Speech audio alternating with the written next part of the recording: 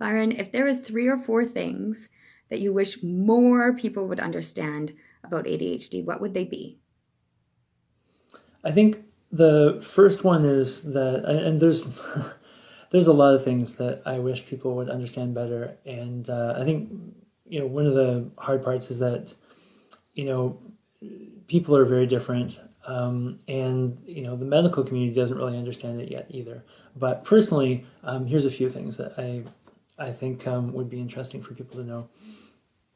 The first one would be that it's better, I think, to think of it as a brain type rather than, say, a disorder, because ADHD tends to mean that your brain just kind of works different. It prioritizes things differently, and that can make you better suited for certain situations than other people, and less well suited than, let's say, most people for other situations.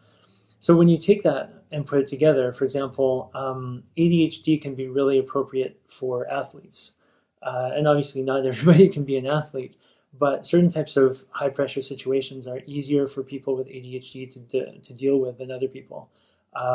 Whereas things that are really boring are a lot harder. And that brings me to thing number two, which is ADHD isn't just distractibility.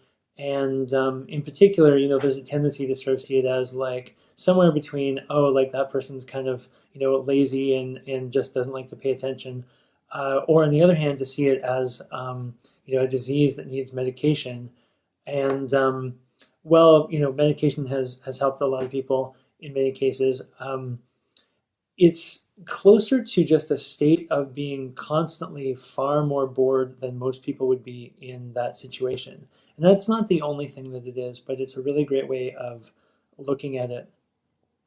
So what it means is that, again, if you're in a situation that other people would find pretty easy, like, oh, this is an easy an easy job to finish, that kind of thing tends to actually be really hard. Whereas in many cases, things that other people find overwhelming, too stressful, really challenging, those can actually be easier for someone with ADHD to do. So again, being a high pressure athlete can make it easier. There are stories of people, lots of entrepreneurs have ADHD. A third thing, and this is a very personal thing, is just understanding how many reasons there are to be late when you have ADHD. There are just a lot of things about how your brain works that make it far more difficult to go places on time, to pay attention to short-term deadlines and sometimes long-term deadlines. And without getting into all the details, there are just a whole bunch of different aspects of how our brains work differently, including just not being very good at estimating the time that things will take, being not great at focusing on certain types of things, but also actually too good at focusing on others. So someone with ADHD is more likely to get over focused on, say, the project they're working on right now and forget that they need to get out the door and maybe go to that meeting or something. And so there's just a bunch of different things, not one or two, but like many that I've looked at as I've learned about ADHD that make people with ADHD far more likely to be late. And it's not out of disrespect. It's in many cases, it's super stressful for the person who realizes they're late. You end up rushing and you end up feeling bad for keeping people waiting. And I'm speaking partly for myself, but also because I've seen this in so many other people. I was even at a talk given by an author with ADHD who's written on ADHD, Gabor Mate, and it was just hilarious because he'd written about this in his book. I come to the lecture and he arrives late. He looks kind of sweaty. He's all like looking stressed out. And the talk wasn't even on ADHD, it was something else. But it was fascinating to see that in action so clearly in someone who'd written about it. And I'll give one more thing, which is I'm gonna say, like, don't judge, negotiate. So I think what's difficult is understanding someone whose brain works differently from yours it's just weird, in the same way that understanding someone coming from a different culture is really weird. if you're not familiar with that culture. So there can be expectations you have where you're like, oh, well, things always work this way. And they don't for that person.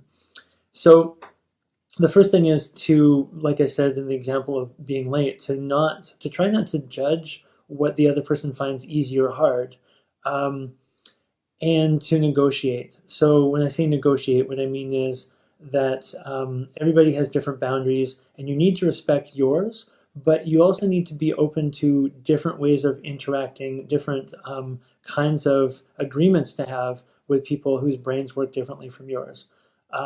So, for example, I've been really lucky that many of my close friends have grown to adapt to the fact that I find it really hard to be on time consistently. And I can do it when I put in massive amounts of effort for certain types of work engagements.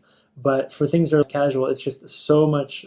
It takes so much more effort for someone like me than for other people. The things I use like calendars and so on really help me to be on time when I need to be.